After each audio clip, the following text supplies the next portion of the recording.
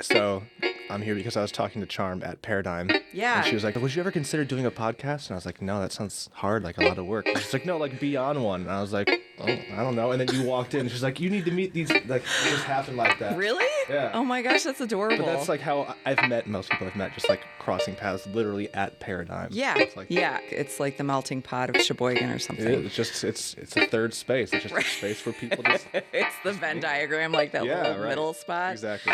Yeah. Welcome to In the Act, a radio program on process in the creative life. Creativity does not just start and stop with artists. We all make aesthetic or guiding decisions. Our aim is to talk through the process and investigate how we choose to express ourselves and how we live creatively. We are connecting with people about their lives, and that's the subject of our show. Broadcasting from Mead Public Library in Sheboygan, Wisconsin on Mead Community Radio, I'm Erica Hunsinger, and this is In the Act. And today's guest on In the Act is Braden Schmidt. Hello. Thanks for having me. So glad. Golly, what did you just say? So we met, so it was Charm introduced us. Right, yep. Right? And like... Previous podcast guest. Yeah, right. I know, which was also really funny. She's adorable. And I think that I had multiple people talking to me about you to have you on as a guest because you're instrumental in the... Is that not a good word? It's a strong word. It's a strong word. We'll see where this goes. I'll ease into it. It's the morning, so. Yeah. But you're part of the mass transportation... Sheboygan Active Transportation. Sheboygan Active Transportation. Yeah. So that was... I don't know. I moved here in 2018-ish. First lived in the town of Sheboygan out on the edge, and then later moved into the city. And when we moved here... shortly after then, moving into the city and starting to get to know some people, COVID started, and I met nobody. Yeah.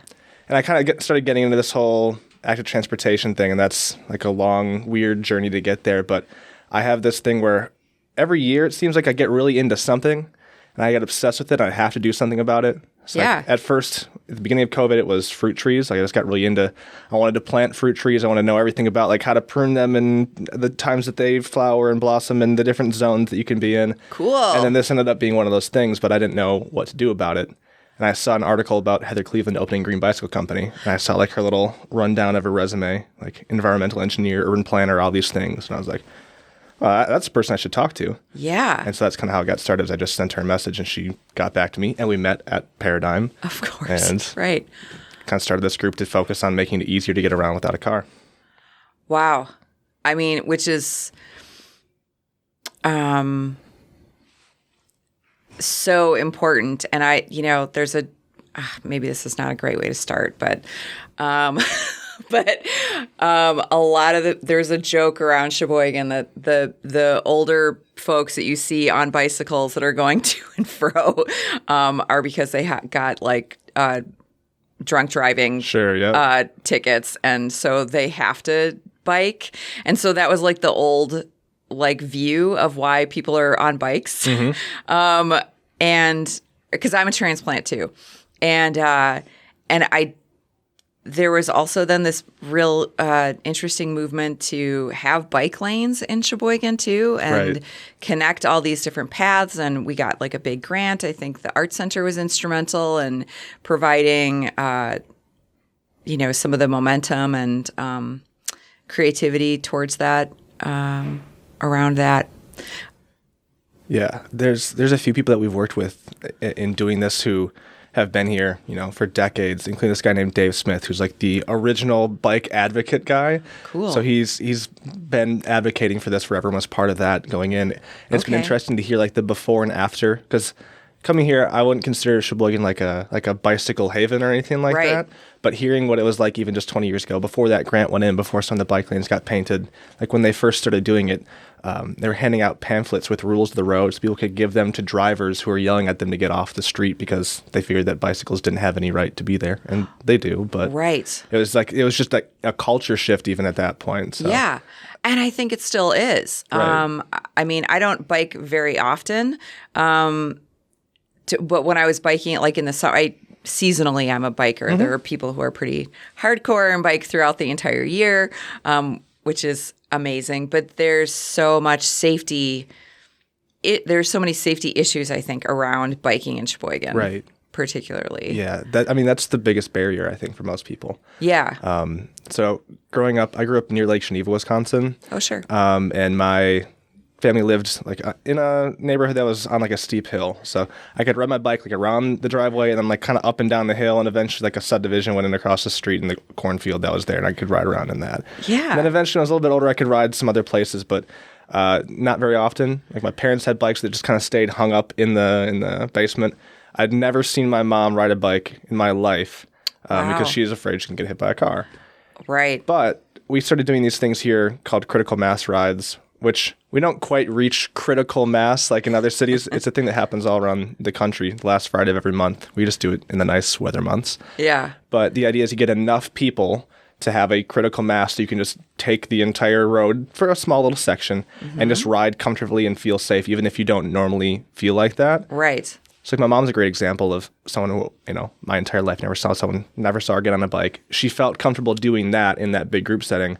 And now like she was riding her bike on the first of the year. She's like, I'm riding my bike in January. That's great. And every time that they're out there riding their bikes. And it just was that little push to feel a little bit more comfortable. Right. And I think that's, it's so much, that's such a good point of like, it's an internal shift for individuals as well as a cultural shift. It's micro, macro. And instilling, the first part of it is like instilling the love of biking, like enjoying and finding comfort or finding fun things. Yeah. About feeling the wind in your hair, grip. How do you grip things? Getting your tool has to be the right shape for you. Has to be in working order. There are all these like basics that you have to have prior to feeling like comfortable and within your own little realm. And then like that sort of playful element, I think, that you can get with riding as well is what I think you want to have in collaboration with actually getting from point A to point B. Right. Yeah, I think that's what did it for me because I couldn't get many places on a bike as a kid. Like I could like ride on some trails, but I couldn't like get to wherever I wanted to go. Yeah. And once I got to like middle school age, most of my friends were kind of scattered because it's a small town. So a lot of small other towns feed into it. So kids were 15, 20 minutes by car away. So we couldn't like ride our bikes to see each other. And I remember feeling like, actually, I got my first Facebook account. And I was feeling spicy, and I fired off a post like, I can't wait until I'm 16 and my life doesn't revolve around having to get a ride everywhere. Send, put that out on the internet. Because I was just like, I just want to be able to drive so I can get places. Yeah. And when I got a car, I put away the bike because I could get where I wanted to go now with the car. And, right. I'd been working since I was a kid, like saving up money. I was so proud to have a car. Yeah. And then I went to college, and like a car is super expensive. Right. And so I didn't have one up there. And I moved off campus because it was cheaper to live off campus, live further away. And I couldn't get to class on time very easily. So then we dug the bike out of our basement that had been my dad's bike that I basically never saw him ride. Yeah. And took it up to college. Had to find tires and tubes for it. We went to this bike shop, and the guy's like, they don't even make these anymore. So he went in the back, and he pulled out some tires that had been like driven through wet concrete, but they had picked the concrete out of these. Like, you can just have these. That's amazing. But then I rediscovered that kind of like love for it. I just did it because it was convenient, but then I was like, it's enjoyable, it's pleasant, it's fun. Right. Yeah. My first bike was a little yellow bike that I learned on that had training wheels and loved it. Then I moved up to like a banana seat purple bike, and then in my little 10-speed and used to go all over the place. And I think you're right. It's when I think people see leaving your bike in some ways and getting a car as like a movement toward adulthood. And so once you're an adult, you don't ride anymore, or that's like old school, right? That's the old school like sort of template. But I think that we're still sort of situated in that a little bit in some places more than others. Like I visited Minneapolis last year, and I was like, what are all these tiny expressways?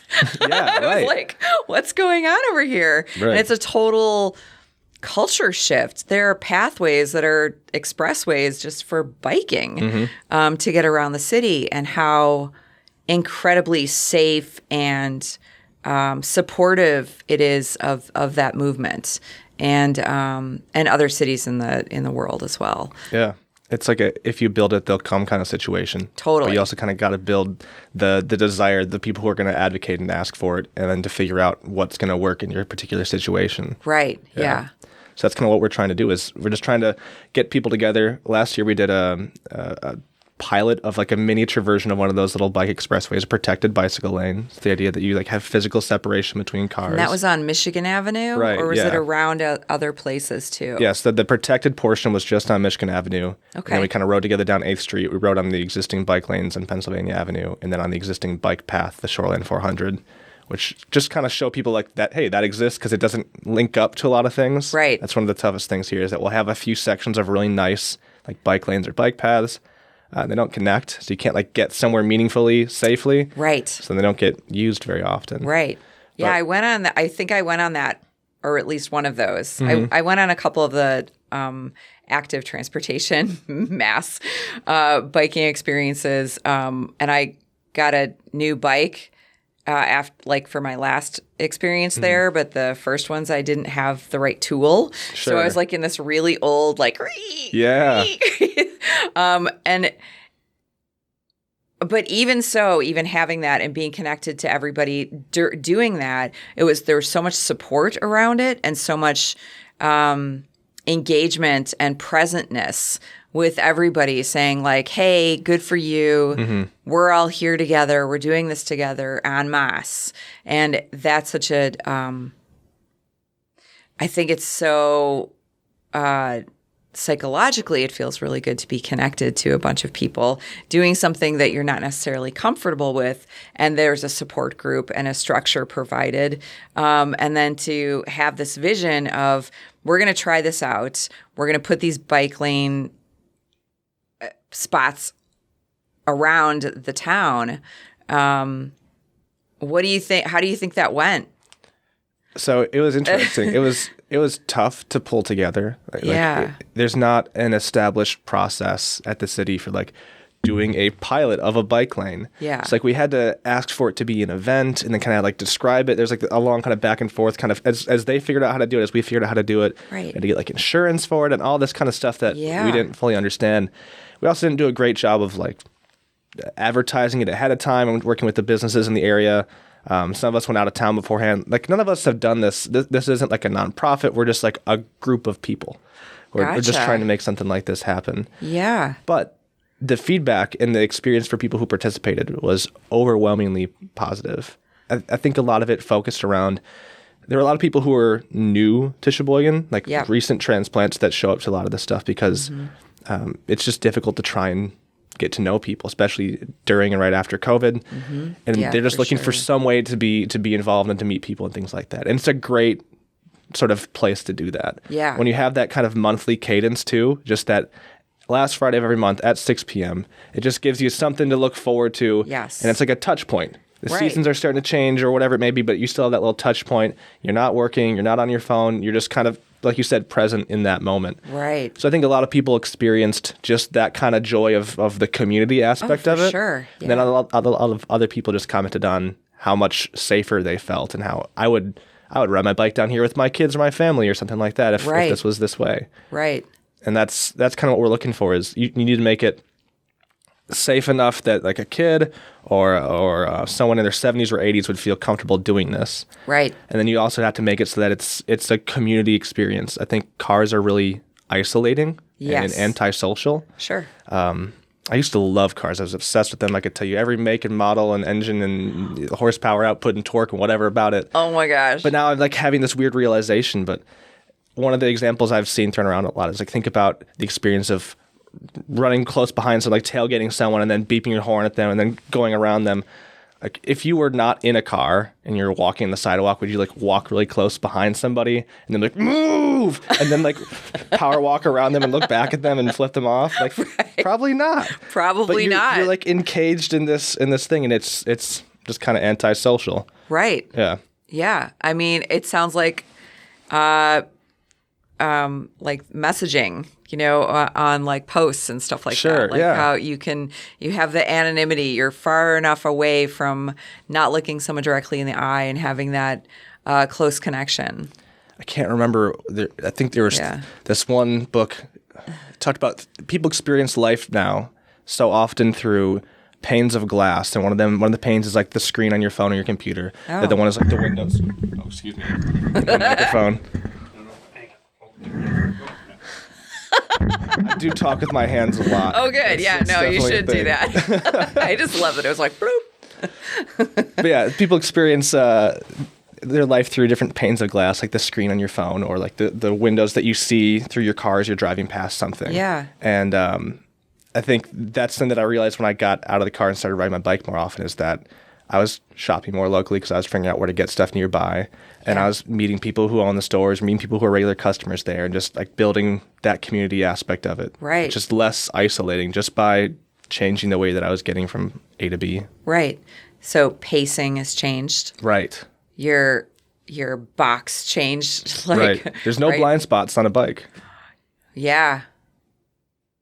You're just open. You experience everything. You feel the wind. You smell the smells. You just start noticing stuff that you've been driving past for months or years. Right. Yeah. And that's magical. Mm-hmm. There can be. Yeah. And that's, for me, it's been realizing how much potential there is. Like how many spaces are empty or open or are dedicated to useless, like underused parking lots, and just there's so much potential for places to be things, or finding old places where there used to be lines of neighborhood shops that are just kind of empty. Like there's just lots of places that I would drive past and not think about. But when you're walking through them or you're on a bike, you're just moving slower and you're not isolated from them. Right. You start thinking about what those things could be. Yeah.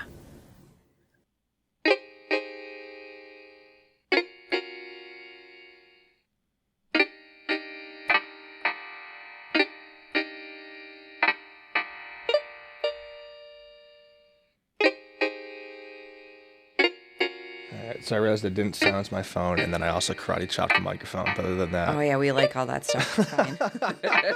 Totally good. Welcome back to In the Act. I'm Erica Hunsinger, and we are talking with Braden Schmidt and talking specifically about Sheboygan's Active Transportation and the movement that sort of, I think, has new fire underneath it. I think the last couple years. Do you think because of the shutdown and because during the COVID pandemic, and we're still sort of in it as well, but and people's routines changed and their experience of life changed, they had to reflect and review. Do you think that has contributed to a more thoughtful engagement about active transportation as well? I would say yeah, but I think it's hard to like quantify or figure out how exactly all those pieces have come together, right? Yeah. I mean, for some people, like for me, it was all that time spent inside, and going for a bike ride was just a way to get out and be in the world, right? And to see things and just feel alive again. Yeah. That's what I mean. I mean, I think that's part of it, though. I think that's definitely part of it. And I think there's also, I don't know, it's been interesting getting to know some people who have been involved in various parts of advocacy in the city, whether it be like for the Armory or other things in the past, who felt like just tired. Like a lot of people who kind of got beat down or just like didn't get places that they're trying to get with different projects or ideas. Yeah. And it's kind of been fun to see. There's so many people who are new here who just are looking for something to be able to contribute to. Yeah. And so it's been a lot of those people who have been showing up to our meetings or showing up to our rides who are bringing that energy. Yeah. And they're people who moved here during the pandemic. So they've been living here for a year or two and just know nobody. Right. Have no connections. Right. And this grassroots thing has really helped them connect with people. And it's energized the people who have been around for a while, because it's like, all right, look at all these people who are coming in here who just, they see the potential. They're excited. They're just ready to do something. And I think that kind of helps to bring it out. Totally. And then when you see people outside just like smiling and riding a bike and having fun, you're like, oh, maybe I'll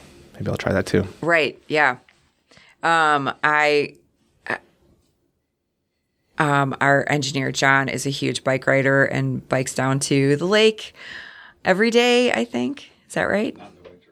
Not in the winter, but like almost all the, all the time. And I even that's like sort of inspirational, just hearing the stories again, like being connected with people that share a story about where they bike to, how they biked, or, a woman here bikes, again, I think seasonally, but like she makes her route. She's from the south side and she creates her route. So she goes past the lake every day and she gets to see the lake down her route then, as she's coming to work. And just trying to find, I think, like choosing aesthetic routes to give back to yourself as well. I mean, so you're not only getting the experience of it, but you're seeing the different beauty pieces of it. You're contributing to the wellness of your own body and health. For exercise, you're contributing to not contributing to emissions in the same way. There are all of these amazing benefits and wonderful things about walking and biking. Yeah, I mean, I don't know if I'd still live here if I hadn't started just getting around on a bike. And it kind of happened. So we lived first out on the edge of town in like a townhome apartment type thing in the town of Sheboygan. And I moved here for work, and my wife found a job here as well. We were just dating at the time, and didn't know many people, and we lived in, I would call it like a human storage unit. Like it's just like a row of townhomes basically in a cornfield. It's a place where you go to like sleep and cook your dinner, and that's about it. Yeah. Like we didn't know our neighbors. Right. We'd pull in to the driveway and go straight in the door, and that's it. Like there's no connection or anything like that. Right, no interaction. So like I liked the area, but I was like, I don't know. Like I'm not hooked in here. I'm not putting down roots. Yeah. Then we moved into the city a little bit, and I was like, feeling a little bit better about it. And then COVID started, and that was kind of isolating. But the thing that really did it was in December of 2020, we were out of town, and my wife's lung spontaneously collapsed, just like out of nowhere. We're just like on a hike, and all of a sudden she couldn't breathe easily. She had this pain through her back and everything like that. Terrifying. Luckily, the park we were hiking in was literally next to a hospital. So we'd have to go like a mile off the trail to get back to the car and go over to the hospital quick and like call insurance. Be like, can we go here because it's out of network? And like, well, you have to. She's like, she can't breathe because she first called in, and by the end of it, she couldn't finish the sentences that she was trying to. Oh my gosh. So we go in and like putting her through all these tests, and it's hooking her up, checking her heart and X-rays and everything. And after like 30 minutes, they come back in like, all right, your left lung has collapsed by like 60% or whatever. And I was like, I didn't even know that was an option. Wow. I didn't even know that was one of the things that could happen. We're like, it must be a pinched nerve or like some, I don't know. So they had to give her a chest tube. So they like put a tube in between your rib cage and basically like vacuum out the air pressure in your chest cavity so your lung can reinflate. And then it has to heal itself. So we're there for like 5 or 6 days in this little rural hospital in like the ICU for respiratory issues. And there's like a plastic curtain between us and the COVID patients across the hallway, which is kind of terrifying. Totally. But then we get back, and she had like start working right away. Her work wasn't super, like they didn't like give her time off or anything like that to kind of heal up. And also she just works really hard. It's kind of her thing. So January we get back, and she starts feeling better. And then February, all of a sudden, her lung collapses again. Oh and now it's collapsed the second time, so now something needs to happen. They need to do a surgery, so she goes in for surgery. The surgery was kind of successful. She's there for a few days, comes back, and then it collapses again. Has to go back in, some more stuff, come back out, and there's an infection back in. And like this went on for like a couple of months. And so this is terrifying. Timing-wise, it was bad because, one, not a great time to have one lung during COVID. But then, two, it happened in December out of network, and then all these other things in January, February, March. So you get to max out your insurance out of pocket like back to back. Right. And in that time in January when she was feeling better, she found another job, and she went to start that new job, and then her lung collapsed, so then she wasn't working either. Wow. So all of a sudden you have all these medical bills, and your income's cut in half. And like we had some money saved, so we were going to be all right-ish. But the thing that made it work is that I had bought like a used Mazda hatchback a year ago, and I was like, all right, let's see if we can get rid of a car. So we started trying to figure out, okay, if I use a combination of like walking and the bus, or my bike and the bus to like get to work, and then started finding places you could get groceries, like Goodside or Piggly Wiggly are both a mile from my house. I could go to Trilling on Michigan Avenue and get you can get anything at that place. You can get toilet paper, you can get dish soap, you can get birdseed, like everything you need, you can get there. Probably get a dress and a t-shirt. Honestly, and shoes too. You probably could. Birds, yeah. You just start figuring out like how to find that stuff nearby. Yep, sure. And then I had a bike that I'd bought for like $80, and I bought like a rack and a carrying thing for like another $100 from Johnny's Bike Shop on Michigan Avenue. And then I could like get all my groceries home. And so we were able to sell this car.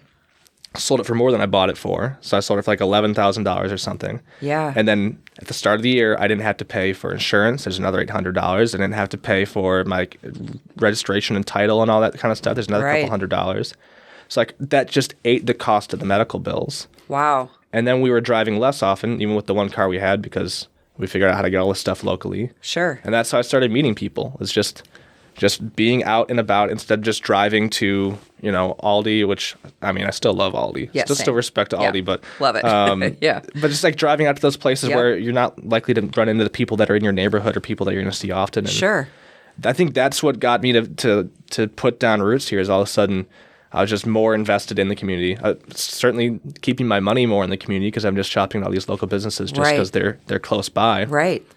And that's when it started to click for me that's how things used to work.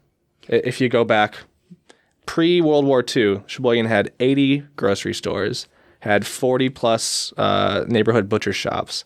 Wow. This is just how people lived up until like the 60s. Wow. So that's one of the things we're working on now at Active Transportation, is like there's a cohort of people who lived and have lived experience of that, like growing up being able to walk to the corner store and trying to capture those stories and the experience that those people had. Yeah. And try and show people who haven't had that chance yet that could still be possible. Right. I think like bike lanes is part of it, because, you go back to the 1930s and 40s, most people who had a car had like one car in their household. Right. We still had street cars and trolleys and stuff like that. There was better public transportation access. Right. Cars weren't going as fast. It wasn't quite as, there's a lot of things that the roads were designed differently. And the big thing that we're also looking at now is like zoning. Zoning laws were different. Like now you can't legally just like put up a corner store in a neighborhood. Most of these old buildings that we have that used to be corner stores, if you wanted to make it into a corner store, the zoning laws would ask that you put in like a parking lot based on the square footage of it. So you'd have to like knock down part of the building or something.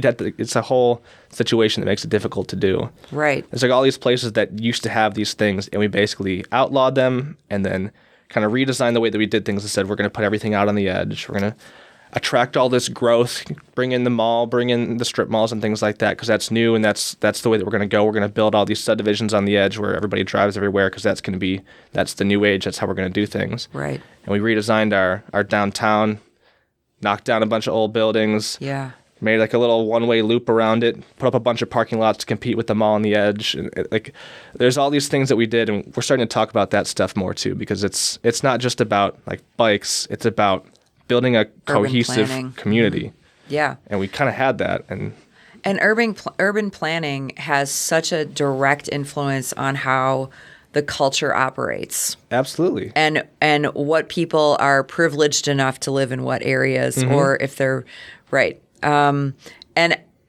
I don't know when this was, but wasn't like the downtown area of Sheboygan, wasn't that car free? There was a section of it, yeah. For some period of time, so it was just walking decades. Only? Yeah, it was. So that was Plaza 8, and they blocked off a portion of 8th Street. Right. And that's what all the, like 7th and 9th Streets were one-way streets. That's why there's that giant 4-lane part of 8th Street. The idea was like you could have this high-capacity traffic circulate around, and you have all these parking lots around the edges. It was kind of like turn this into a shopping mall-ish destination, but have it be a pedestrian plaza. Okay. And it just didn't quite work out, and there's a lot of factors that go into that. Right. And so we're working through unpacking that, because there's a few common narratives like, oh, the weather is bad, which like, yeah, like... Sure. And then people didn't want to walk in from the parking lot, which like also, sure. Right. Like there's a few things, but there's kind of I don't know, trying to put all those pieces together to understand what made that fail. And part of it is just, like, the downtown was old. Buildings were old. Yes. There are a lot of chains that were downtown, places like Sears and JCPenney's. And then you have all this subsidy money that comes in to pave new roads and build new infrastructure that allows things like shopping malls to be built out on the edge. Right. So if you're Sears or JCPenney's, you're like, all right, I can try and fix up this old, small, cramped building and try and make this work. Or I can move out there. I can quadruple my space. It's not going to cost as much. I don't have to do as much work. Like, no brainer, you're going to move out there. Right. And then that starts drawing traffic away from the downtown. Sure. Now their small businesses aren't getting as much foot traffic as they used to. And now they see people out there. They can move out there too. So it's like trying to draw people back, but it wasn't, I don't know. A downtown isn't made a great place. You don't make a great place by making it easy to park. Right. Like, you make a great place by have a mix of different people and uses and things going on and having life and vibrancy around. So we destroyed a lot of the area around the downtown and raised old buildings that were falling into disrepair. And this isn't unique to Sheboygan. This happened everywhere. Yeah, cross country. Yeah. Mm-hmm. And so we're trying to tell that story to people, to help them understand all the things that went into it. There's a book called Strong Towns that we've been kind of going through a little book club series on to discuss the history of this stuff. But there's still time right now where people still lived experience of what it was like beforehand. Yeah. And trying to capture, like, this is how it was, and this is how we could have a version of that still today if we change the way that we use our space. And I see some impediments to that economically and ability-wise. There are a lot of people who are not in great shape to be able to walk very far or to ride bikes or feel comfortable doing that. And then there's the economy of it being that it's really easy to go from point A to point B and go to big box stores and get everything that they need in a very in a cheap way and quickly. So you can just go in, grab all your stuff, and go back home and be in your little world. And so it makes, when you talk about the glass structure that we're between panes of glass, there's and you're talking about the removal of being connected with other people. There's almost a protection that I see that people really want to preserve in a lot of ways and I've said this before, that I've experienced a lot of times that there isn't, like if you're in line at a grocery store and you're like, oh, gosh, did you get that kale on sale? I didn't know that. But people are like, oh, I don't want to talk to you. Like I don't find Sheboygan friendly in the same way of like this like interaction, ease of interaction. There seems to be like this otherness, but once you're in the group, like once you're in the bubble, you're golden. But I think trying to get into or find those connections is difficult sometimes. And it's about like this risk taking for personal like otherness, right? Like if you're not going to take the risk to say hello or engage with somebody in a very neutral, non-risk environment, like a grocery store line or anything like that, then how are you going to find ways to go outside what your experience is of your normal bubble to do something different? I just had an experience recently with a person who grew up here who hadn't gone to Union Market before. Yeah. Mm-hmm. And I was like, how did you not know about Union Market? You're going to love this place. It's amazing. Yeah. Or Toys Market. Like you haven't been Union to Market's these an other, like, yeah. Like 40 years it's been around. Yeah, it's amazing. And it has like, tools for kitchen use and like multiple different like food options and fresh egg rolls and all these like amazing cool things. But but the people and you get to it's not going to Piggly Wiggly, right? It's a very different experience. But how do you not then explore something that's been an institution for 40 years in your hometown where you grew up in?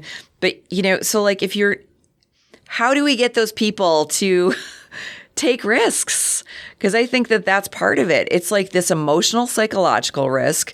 It's a physical risk because you're putting yourself in like a space that's potentially dangerous because they want to get from point A to point B, and they want to have an expedited experience of like going to one place, getting everything, and going back home. And is it part of it? Is it like capitalism? Like, how broad do we go with this? Like, is it capitalism because we don't have as much time and we have to work harder and faster and more efficiently? And we don't have as much time at home and with ourselves and to give back to ourselves, and have to be on this like rotating clock that's just without end, it seems.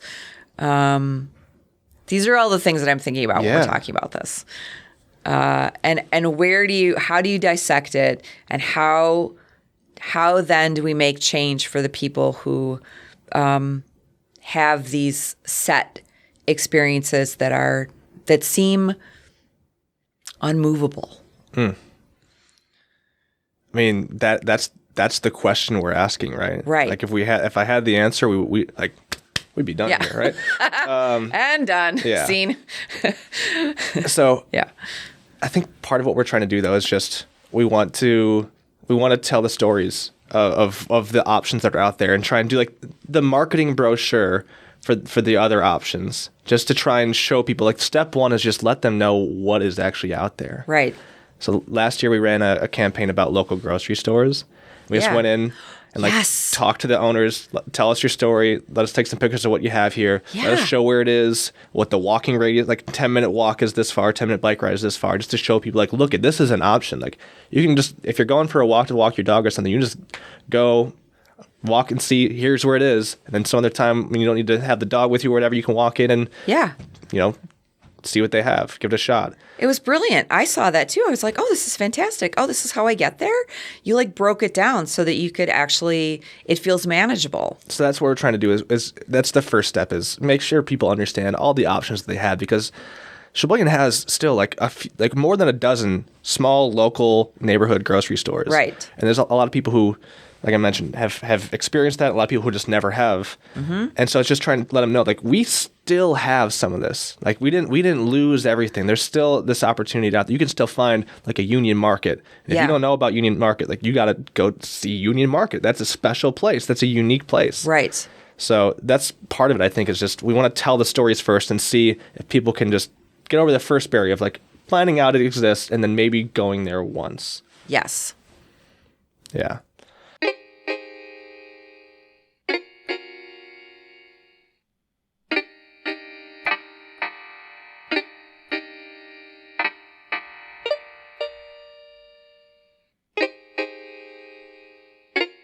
Yeah. There's a lot to get into there. Isn't it? Yeah. Because let's get into it. Let's do it. That's deep. That is. Let's get back in. This is In the Act. I'm Eric Consigliere. Yeah. Here with Braden Schmidt. Okay. What do you want to get into? I mean, you just laid out like one of the core issues here. And you kind of went through a lot of layers of that. So I'm going to try and get to some of the thoughts on each one. Obviously, we don't have the answers. Otherwise, we'd be killing it right now. And this would be, I don't know. I think you're killing it anyway. I mean, I think you guys are like, considering it's a grassroots movement, it's, you guys are like using your strengths to organize together and to pull it together. And it's starting to be woven into the fabric of what Sheboygan is. Sorry, go ahead. Yeah. So one of the first things that you mentioned that I want to touch on is like the accessibility part of it. Yes. That one is huge. And that one is really interesting. The Netherlands is an interesting case study in this because they have like the greatest, safest roads. It's like the best place to drive. It's the best place to ride a bike, like statistically in terms of safety, in terms of traffic and all that. Like they're doing the best when it comes to engineering and infrastructure. And there's this one YouTube video that I'll watch occasionally. It's like a 4-minute long video. And this guy goes through, he works for the Dutch Cycling Embassy. So they're all about like showing how the Dutch get around. And he just shows. There's a Dutch Cycling Embassy? And they are incredible. Come on. And it shows how because they've made it so safe to get around outside of a car, the level of freedom that gives to people who have mobility, limited mobility, or who are older or who are younger. Yeah. And so, for example, like if you build safe bike lanes, not the kind that are like a paint line next to fast moving traffic, but like the kind that are separated with some sort of physical barrier where you have your own space, people with mobility scooters use those there. That's how they get from point to point. And even people in their 70s or 80s are riding a bike because they're going 5-6 miles an hour. They're riding slowly. Yep. The thing that's a danger to them would be like falling, but falling off a bike when you're going 5 or 6 miles per hour isn't much more dangerous than just falling when walking. And it just gives better accessibility to people who are in wheelchairs that have these other options for like hand bikes and things like that people use. Oh, yeah. And it just gives more people an option to get around if they can't drive, because there's a huge part of our population that can't drive. Right. Whether that be people who moved here as refugees and just never had that normal like coming of age experience for like the typical born in the United States person to get their license and all that. Yep. I mean, even some people who are diabetic will have issues where there's certain forms of diabetes where you could go into diabetic shock and you shouldn't be able to drive. You shouldn't have a license, because if you were to go into shock unexpectedly, you could have a failure, medical emergency while driving a vehicle. Right. People with epilepsy, people with vision issues. Right. Like there's a huge amount of people that can't drive. And so even if like you can't walk like a mile or something like that, it's just trying to figure out, is there a place that you can get to? Can you walk to like a bus stop and the bus can get you there? Because like the bus is this kind of like range extender for walking or riding a bike. Range extender. Yeah. Yeah.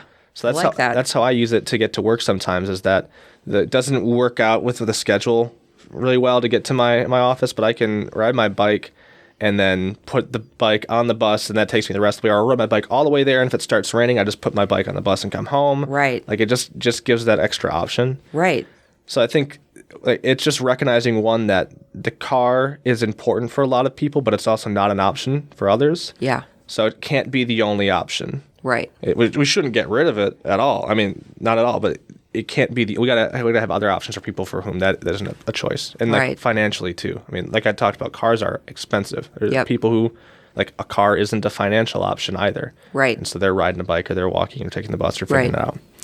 Which was, I mean, the creative element with you guys choosing to ride more was because of a medical issue. Right. That sort of forced this hand of like, okay, we have to change how we're doing things to support our lives. Mm-hmm. And so what do we do now, right? And I think that's some of the change that happened with some people who get DUIs or DWIs or whatever they are called. It's a change they have to change their lifestyle radically to be able to continue doing what they need to do: go to work, get food, buy supplies, whatever. And so, and you're giving people tools like what's the radius for walking or biking, and these like setting up routes for them to take as well. So like breaking it down for people in those smaller bite-sized pieces, I think really helps. Showing what the radius is, showing the route. And I think also then like, what does it look like in your home, right? Like, is there a place to store your bike? How do you store your bike? Can you keep it outside locked up? Does it need a cover? Or do you need a shed? Or can you put it in your garage? Or can you use a neighbor's garage? Or, finding and fine-tuning how your personal tool can be kept, right? Yeah. I think some of the context there is like, that's a question for cars, but we've designed our world around the car so much that it's not as much of one. Like a car is huge. It spends 95% of its life parked and off.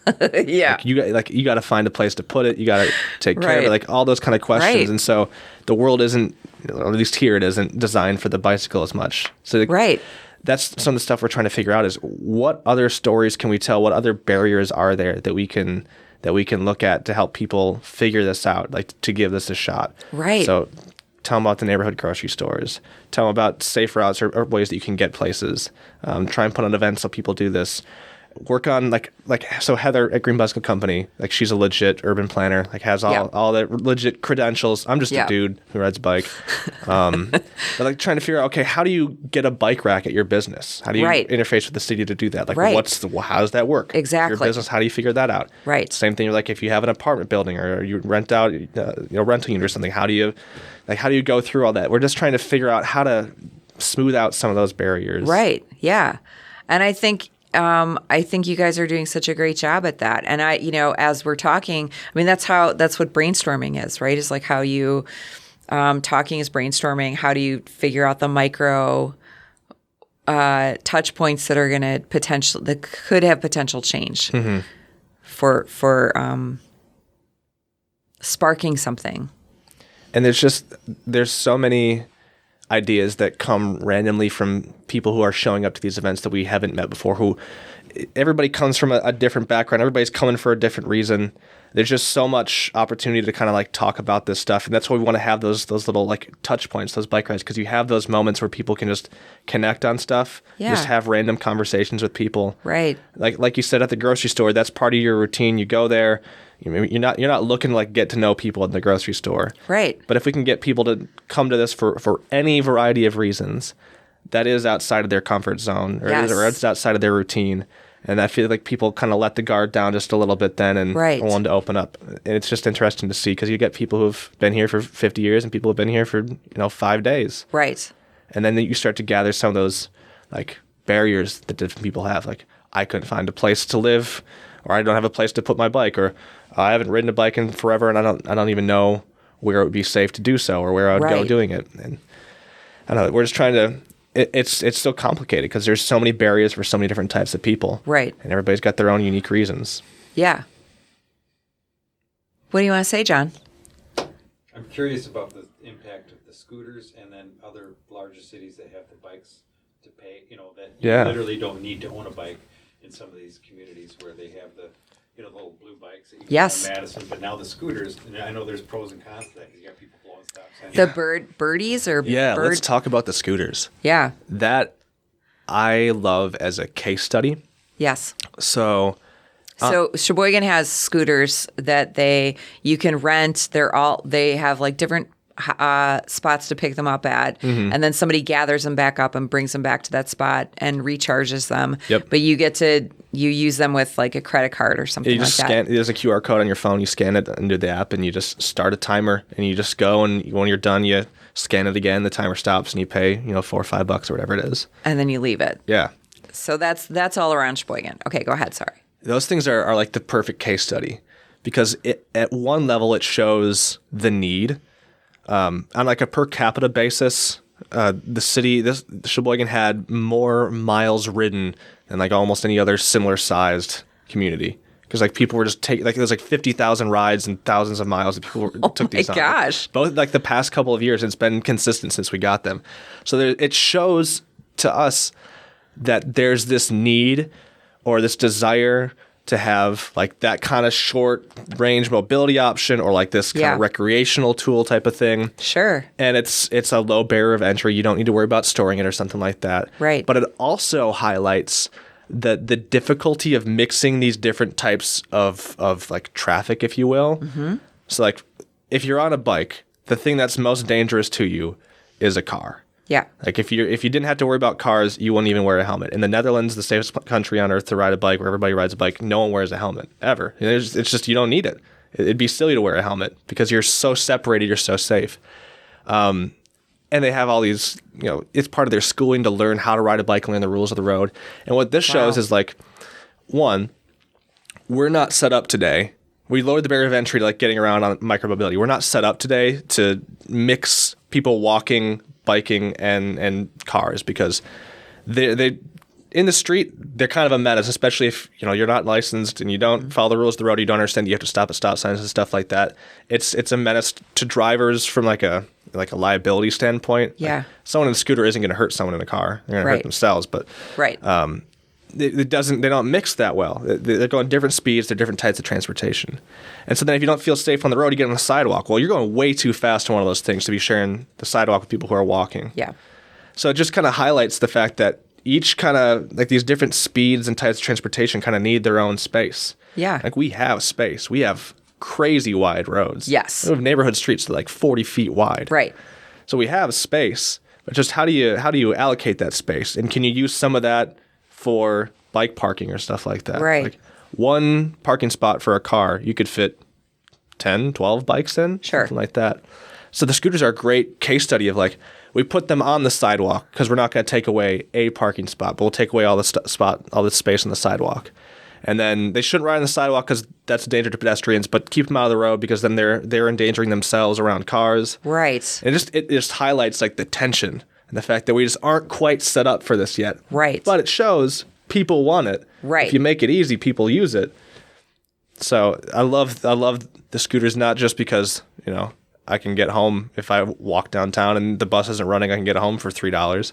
But I just love that it highlights the tension. Like it is a problem. Yeah. And it helps us kind of have that conversation. It's a great conversation starter. Yeah. Oh, fantastic. Yeah, for sure. So we're about to close up a little bit. What do you see as like next step for where you would like to see things go or what you'd like to? Yeah. So we got started last year in like May. Really? That's new? Yeah. Wow. We are not even a year old yet. Cool. So I think we'll have a chance this year to hopefully just have a little bit more presence and just get the word out more. And hopefully what we want to try and do this year is have more of the conversation part of it. Like last year is more like have fun events so people will show up and we can spread the word.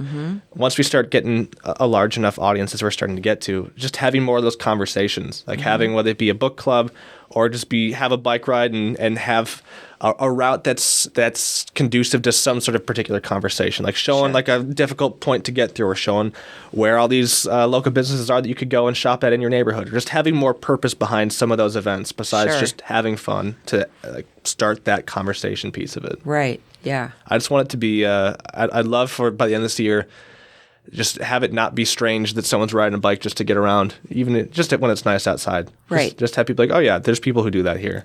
Right. That'd be a great first step. Is like that person on the bike is not a weirdo. Yes. Yeah. Right. Yeah, that it's a part of the culture here. Yeah. It doesn't have to be the number one. It doesn't have to be everybody. It doesn't have to be the majority, but just like enough that like people do that here and it's normal. And that it's safe and it's acceptable. I feel like there's a lot of aggression and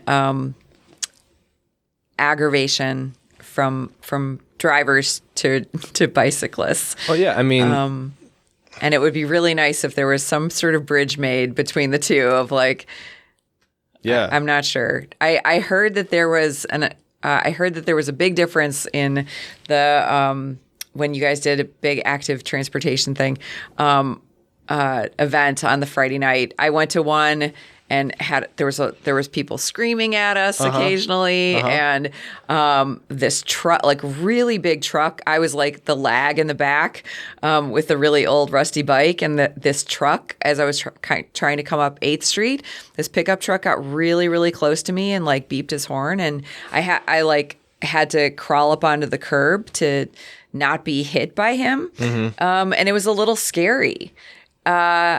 And then I heard that when you guys went out for like the Halloween and everybody was dressed up, it was seen as like this really fun. People were super happy cheering and engaged and cheering for you. Yeah. And there was cheering too as well, you know, on the routes and like waves and riding through neighborhoods and stuff. And so how do we use that to help, you know, how do we use that like good energy, you know, do we need to, I don't know. But those are things that I kind of shoot for. That one's tricky because the critical mass rides started in San Francisco as a legitimate form of protest.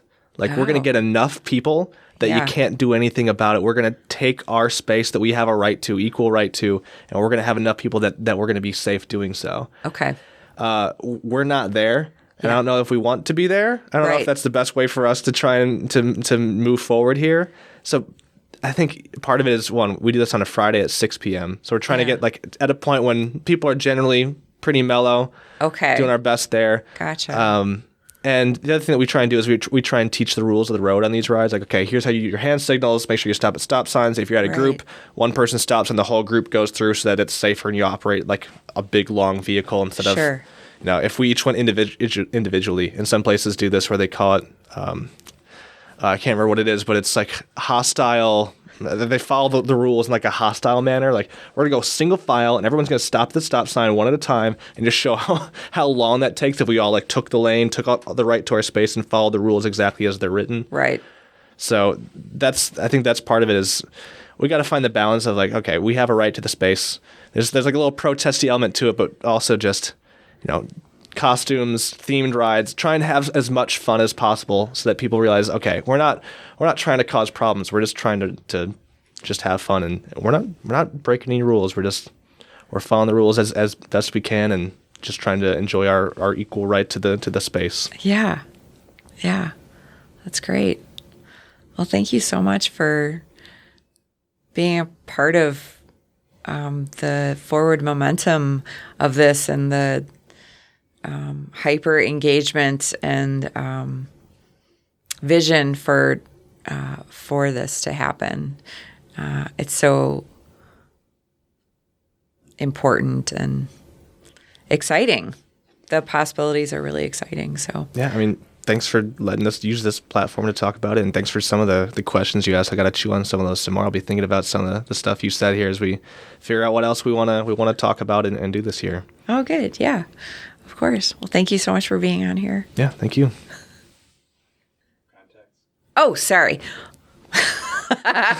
And if somebody wanted to get a hold of you, yes, or wanted to know more, where could they look and how can they contact you? Yeah, so I have a marketing background. That's like my professional background. Nice. But I hate social media for my own use. It's like you can't really find me on social media, but you can find Sheboygan Active Transportation. You can follow them on Instagram or on Facebook. Sheboygan Active Transportation. Yep. So it's written out as it sounds. Yep, exactly. Okay. So follow that on Instagram or Facebook. That's usually me, but a few other people that work on that a fair amount as well. Just the social media part of it. I'm not doing the whole thing. I'm the social media guy kind of for that. Great. Or like LinkedIn. I don't know. That's like the only social media I have. You can find me on LinkedIn. Send me a message. Great. Thank you so much for being here, Braden. Yeah, thank you.